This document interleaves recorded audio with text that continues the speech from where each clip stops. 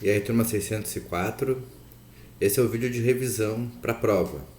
Então, prestem bem atenção, que a ideia é orientar o estudo de vocês para que todos possam ter um bom desempenho na prova, não precisem de recuperação e a gente possa começar a entrar em férias, né, já no início de dezembro. Bom, o que vai cair na prova? O que eu gostaria que vocês soubessem? Primeira questão, período paleolítico.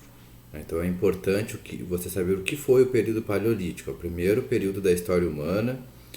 A gente viu no semestre passado que é quando ocorre o processo evolutivo, né? Vai ter convivência de algumas espécies de seres humanos diferentes.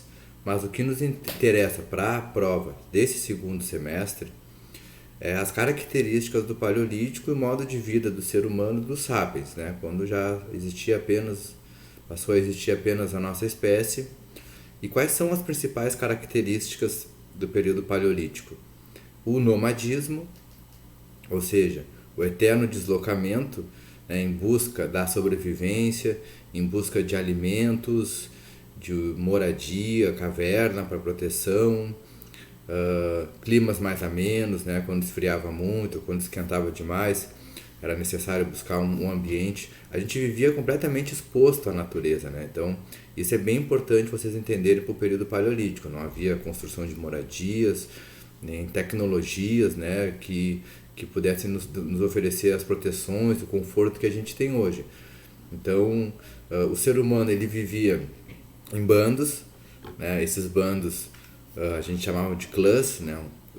Que eram pessoas unidas por laços de parentesco, faziam parte mais ou menos da mesma família, e isso que unia esses bandos. Então eram clãs nômades que se deslocavam, viviam basicamente da coleta de frutas e frutos, raízes, em busca, às vezes conseguiam uma carniça, né? Depois a gente aprende a caçar, então a base da economia do paleolítico era a caça e a coleta, a sobrevivência dependia da caça e da coleta, e o nomadismo. Então essas são as características básicas que eu gostaria que vocês soubessem para a prova.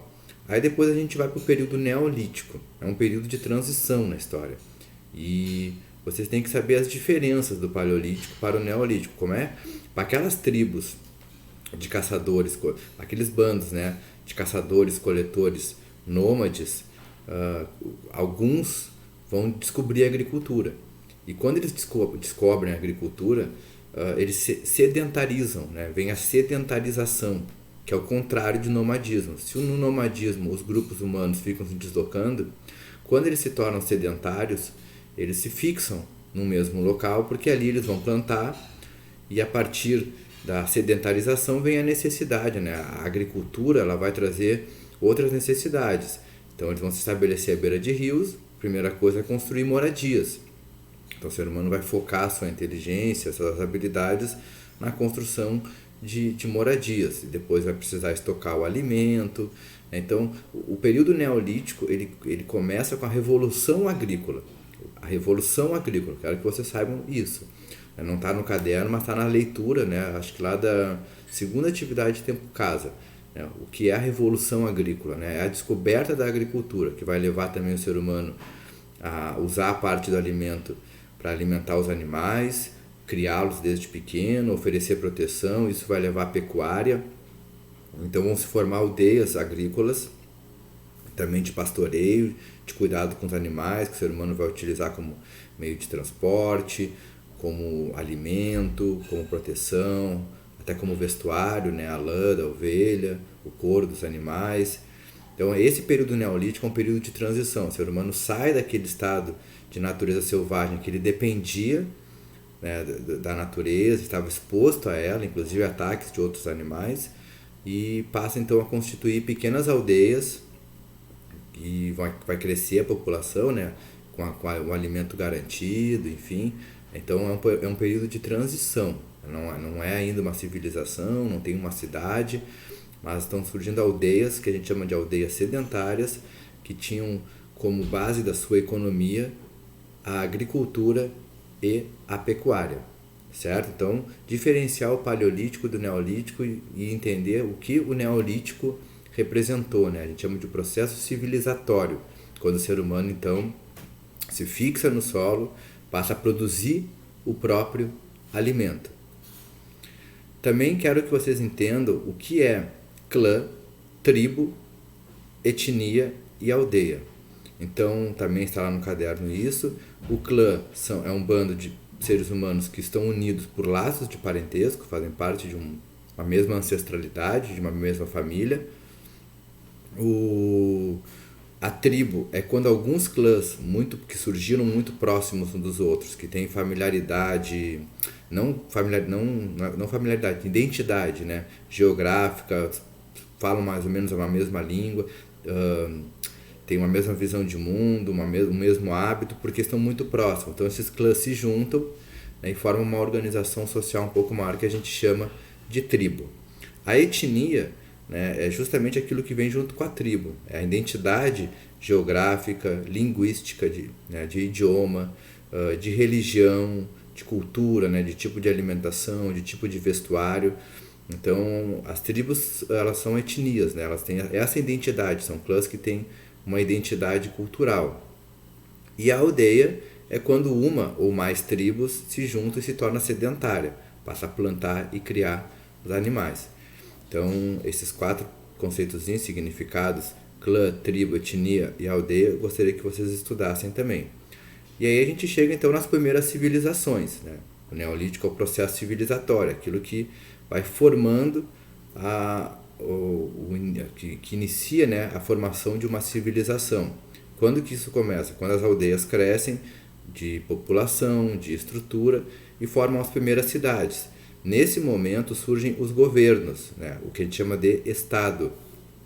Então, com o surgimento do governo, um grupo dentro da aldeia, dentro das aldeias, vai começar a governar, a administrar toda aquela coletividade. Uma cidade normalmente é formada pela junção de 2, 3, 4, 5 aldeias, né? Que se juntam num núcleo, que vão construir palácios, templos, mercados, né? E fora da cidade também vão ainda existir algumas aldeias. Então isso é uma civilização surgindo, né? Então, quais são as características da civilização?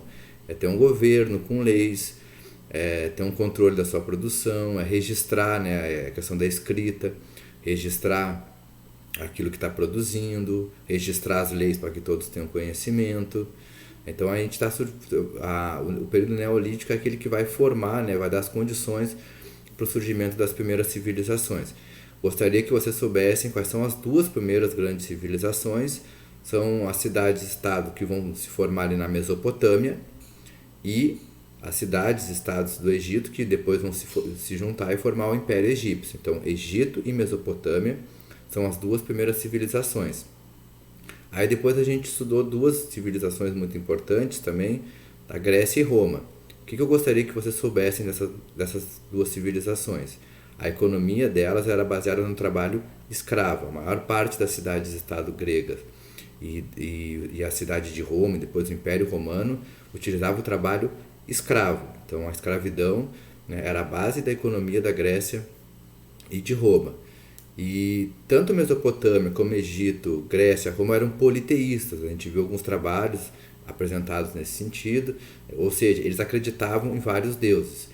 Então, gostaria que vocês soubessem também, né, esse conceito de politeísmo, né, que é tu acreditar em vários deuses, ao contrário da nossa sociedade atual, que a maioria das pessoas acredita num deus só. Então, quando as civilizações surgem, esses povos eram politeístas.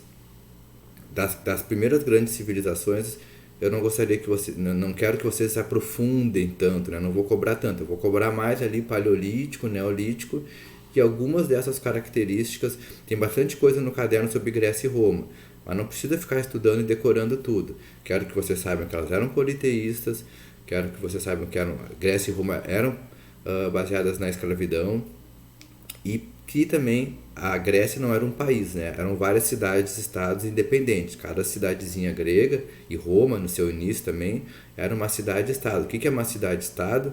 É aquela cidade que se autogoverna. Ela não faz parte de um reino, ela não faz parte de um país. Ali tem um governo, tem as suas leis, a sua religião, e o povo se organiza assim. Certo, gente? Então tá aí a revisão. Se precisarem, assistam de novo. E é mais ou menos isso que vai cair na prova. Até mais!